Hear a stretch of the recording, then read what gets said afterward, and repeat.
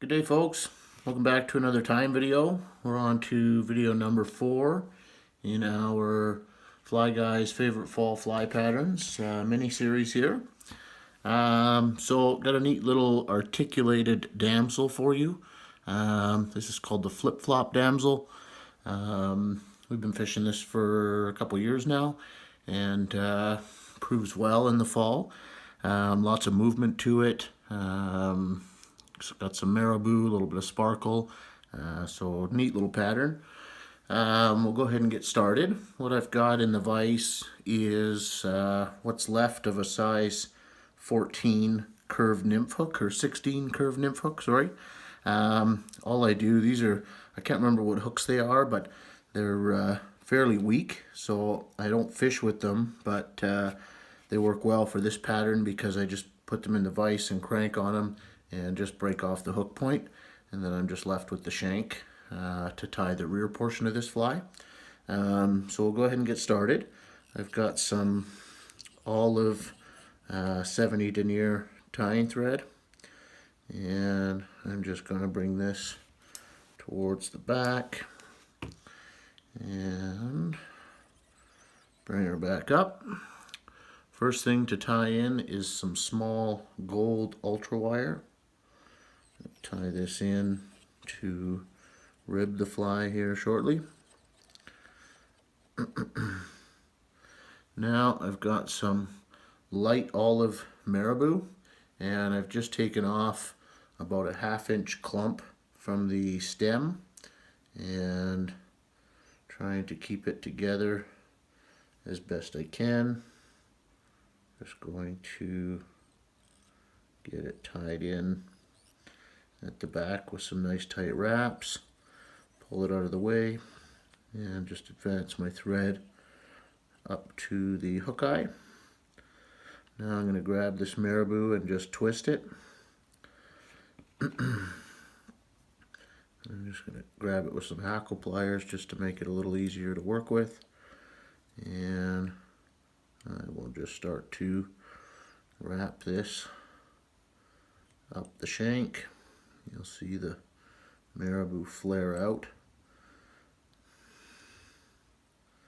The way I'm tying this rear hook is a very, very good pattern in and itself. You just tie this on a regular hook, can be fairly productive. So I'll tie this off. Some nice tight wraps. Get in here as close as I can. Just trim that out. I'm just going to clean this head up a little bit here. That looks pretty good. Now I'll take my wire and I'm just going to counter wrap this, wiggling it as I go through, just trying not to trap down too many fibers.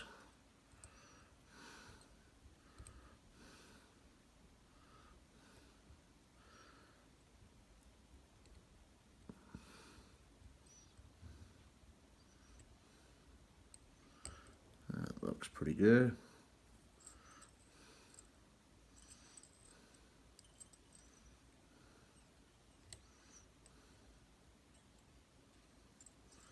And we can just helicopter our wire out of there.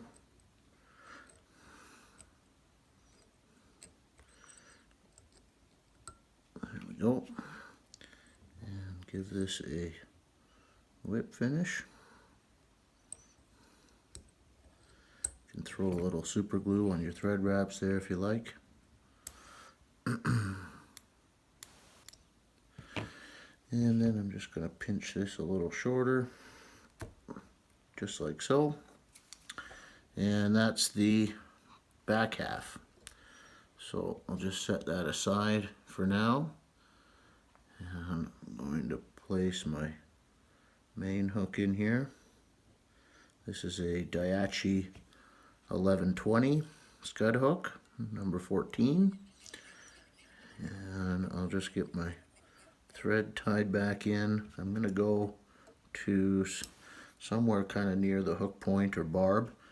And then I'll come back up. Now what I've got is just a little chunk of, I think this is 6 or 8 pound mono. And I'm going to melt some eyes for this pattern. You can use the preformed eyes, of course. I just like the size you get out of this stuff. Different style or different sizes of mono can give you different sizes of eyes. But I like the look of these. So I'll get those melted. Just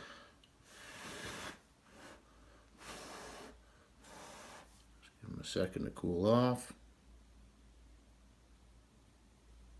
Doesn't take long. And then we'll come in here and just capture those onto the shank.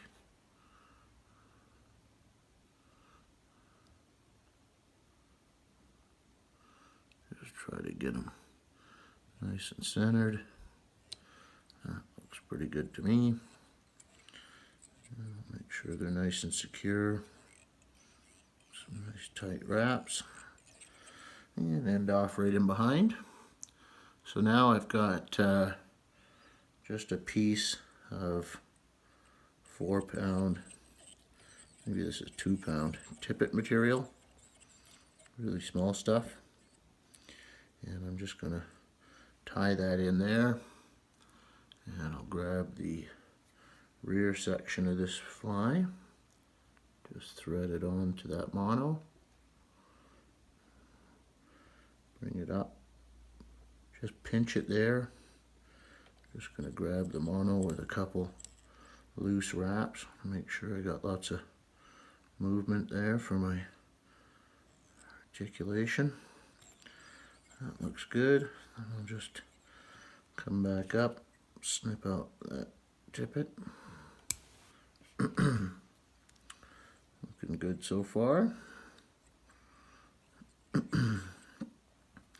now I've got just some light olive scudback, and I'm going to tie that in right on top, center it best we can.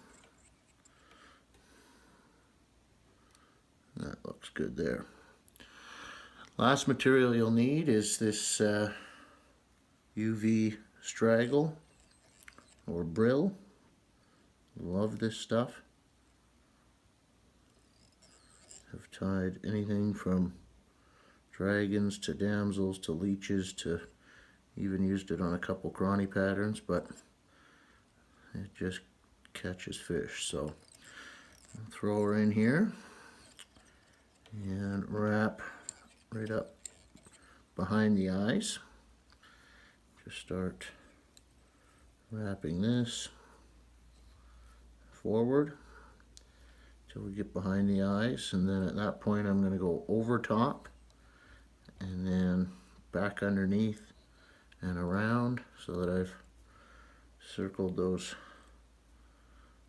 covered those eyes, and a couple wraps to secure right in behind them. Trim out the excess straggle and just give this thing a bit of a haircut up top here. And if you've got anything poking too far forward, you can just trim it up now.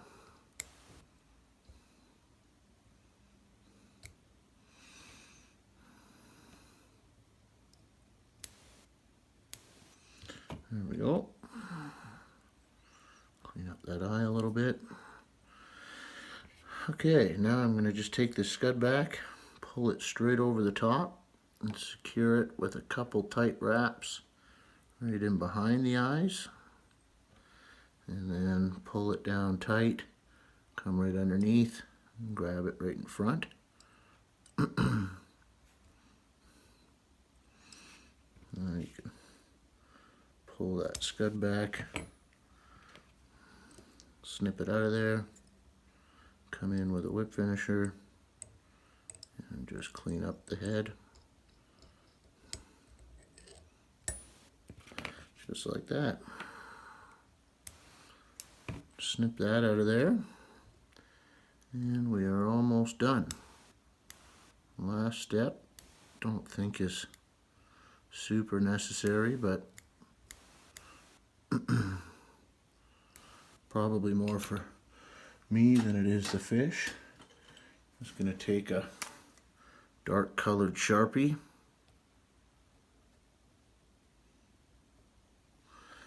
and just touch those eyes, black or dark brown or anything, just to darken them up a wee bit. I kind of like the brown one, looks cool on the mono.